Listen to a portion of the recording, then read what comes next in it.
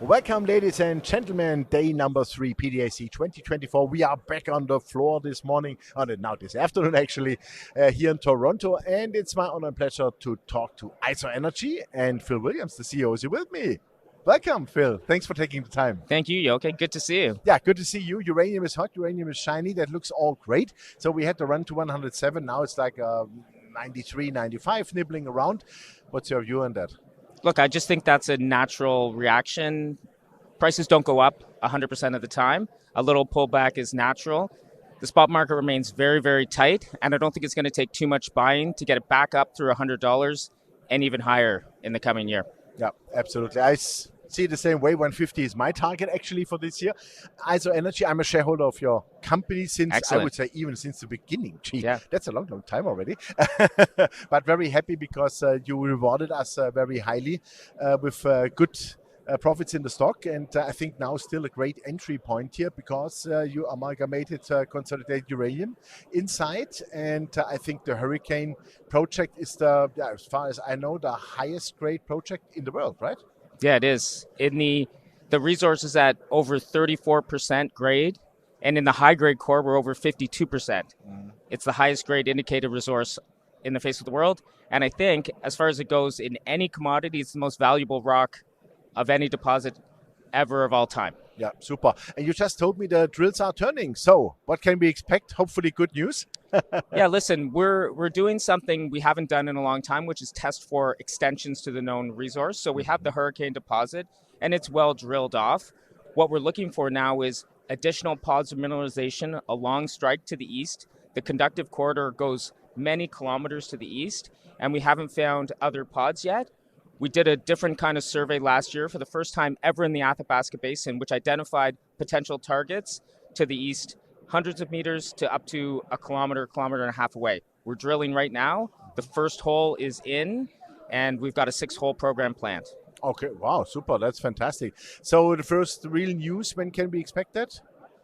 So look, you can get results back very quickly in uranium because you know if there's uranium in the core, but really we'll probably finish the drilling in the next 4, 5, 6 weeks, and then results will come out shortly after that. Okay, super. If we take Hurricane in a bigger picture, I'm pretty sure you want to do a mine there, right? Because with such grades, that would be outstanding. So what would be next steps to really roll that plan forward? Yeah, look, I think it's unquestionable that Hurricane will be a mine.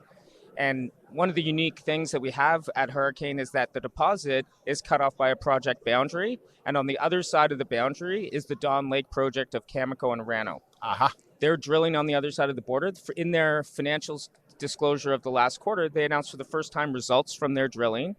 They're doing a big drill campaign this year.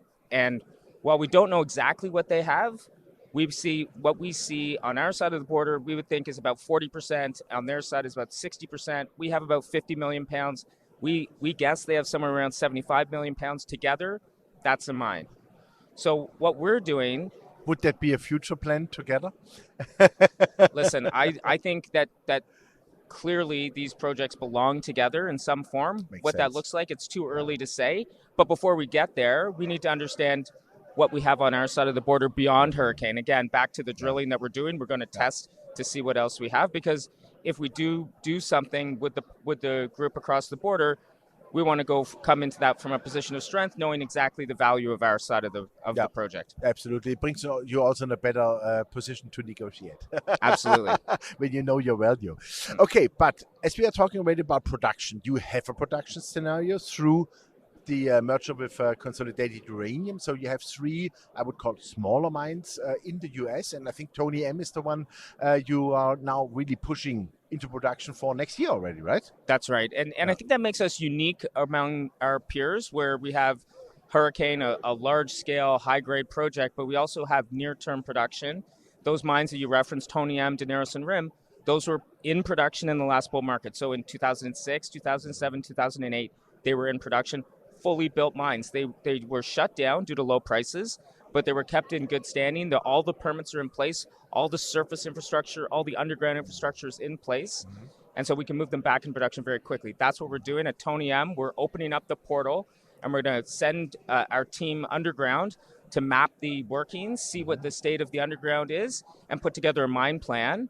And we're at the same time, we're going to run economics around what will be the true cost, actual cost per pound of mining those projects. And we're targeting doing all of that before the end of the year, so we could be in production by the end of 2024, early 2025. Wow, that's quite fast. So like 12 months is from here. Correct. And if everything goes fine. Correct. And really, again, that's the benefit of having fully built mines where you can move them very quickly. Yeah. The other advantage that we have as a company, and it's unique to ISO, is we have a toll milling agreement with Energy Fuels at the White Mesa Mill, which is trucking distance to all of those mines that we talked about, and we're going to send the ore there. Again, it helps us move very, very quickly because we don't have to build a new mill or restart a mill ourselves. That's all being done by Energy Fuels, and we get the benefit of that. Love to hear that. That's fantastic as a shareholder. I think you also have the money to do so because you closed a very large board deal. You had already money in the treasury. So that is all clean and clear from the capital side. Yeah, so we, as you say, we just raised some additional funds, particularly for the exploration programs in Canada. On our balance sheet today, we have $80 million between cash and equities. We hold some shares in other companies. But importantly, behind that, we are backed by some of the leading players, both in the uranium space, corporates, but also investors. NextGen Energy is our largest shareholder. They own about 34% of the company. Energy Fuels is another big shareholder with 5%. And the ETFs own a significant amount. Also, Mega Uranium and Sachem Cove, two very uranium-focused investment funds, own over 2% each. And so if we need additional capital, we know exactly who we can call to get that. Just pick up the phone. That's right. That's great. Super. Given the fact now, Tony M, to bring that in production, what would be the size of the production, let's say 2025, 2026? What would be a maximum? So look, we're going to provide some more guidance on that in terms of what we actually expect. But let me give you some numbers from the past. So maybe an idea. Yeah, let me give you the numbers from the past. And that, again, the benefit of having mines that were in production before, you can look at what was done and make a pretty good guess as to what you could do going forward. Yeah, I mean, it worked already. Exactly. So 1 million pounds was recovered from the mine previously. We think that on an annual run rate, we could do somewhere between 500,000 and 750,000 pounds per year just from Tony M. The other two projects, Daneros and Rim, could do about 250,000 pounds each. Again, that's based on historic numbers. We're going to do our work this year and come back to the market with some specific production guidance. Okay, so it could be also maybe a little bit more. Could be a little bit more, and there'll be a ramp up. Yeah. Okay. If you look on the historic side, now given with the inflation, where would you see a realistic AISC per pound of uranium? And I know it's a forward-looking statement for the regulators. We are just a bit speculating now. Yeah, look, again, we're going to put an economic study out in the second half of the year that will give some more precise numbers. Yeah. If we look at history, our kind of mines, again, these are conventional small underground mines. They're on the higher cost end of the curve. So certainly somewhere in the $50 to $60 range on the cost basis, we think is very realistic. Again, based on what they mined and how they mined it in the past. Yeah. But at today's prices and where we think prices are going to go, we can make significant cash flow on that basis. Absolutely. And use that cash flow to fund the rest of our business. Yeah, fantastic. Would you hedge part of the production, or would you say, no, the upside is really there for the next years? We go full throttle into the spot market? Yeah, look, I think we're in a unique condition relative to some of our peers with a small production profile. I think the spot market can absorb it. Ultimately, what we'll likely do is sign contracts with utilities, and we have inbound interest in these projects. And you know the dynamics of what's happening in the United States. You have the largest consumer of nuclear power, very little domestic production. U.S. utilities are hungry for sources of uranium in the United States, so we're having some of those conversations. Our preference would be to sign contracts that are market related. So while we'd be selling them directly to utilities, we'd be selling them at the spot price. So rather than selling it into the spot market directly, we're selling it under contract, but getting the spot price. Okay, super. Okay, Tony M would be the first one. Then we have Daneros and Rim. What would be the time frame there to bring those two in production? What do you just by the end of the decade or the next 3 years, or what do you think? No, look, these are very small mines. Daneros historically was mined with half a dozen people. I think realistically we would sequence the mines and we could bring them all into production within a 12-month period. Super. And could you finance those two other mines out of the Tony M cash flow? That would be one option. I also, based on what our preliminary estimates of what the cost to bring them back in production of, we could finance that on our balance sheet today. I love to hear that. Fantastic. Super.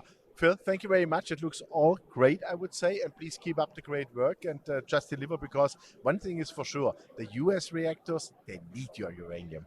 100%. And thank you so much. Great to talk. Look forward to catching up soon. Yeah, absolutely. Me too. Thank you very much, Phil. Yeah, ladies and gentlemen, there was Phil Williams, the CEO of IsoEnergy. You heard it on the path to production, probably by the end of the year, first quarter next year. Tony M mine in the US, but also Daneros and Rim are possibly going then into production too within the next 2-3 years. That's a guess from my side, of course. And also, if we look at AISC, probably something $50-$60. This is just also a guess. With those uranium prices today, already a very, very healthy margin of plus 80%. But we see also closer uranium going to 120, 150 this year, probably a bit higher next year. And the demand supply deficit is definitely, really fantastic on the one hand. On the other hand, it stays for the next 10 to 20, maybe 30 years. And also one thing is for sure, the US really need every pound of uranium they can get hold of produced in the US. But don't forget, Hurricane is the highest grade property, uranium property in the world, and this would be also something for the big, big future. So great company, check it out. I'm a shareholder. You should really have a look at that. Thanks, and bye-bye from PDAC 2024.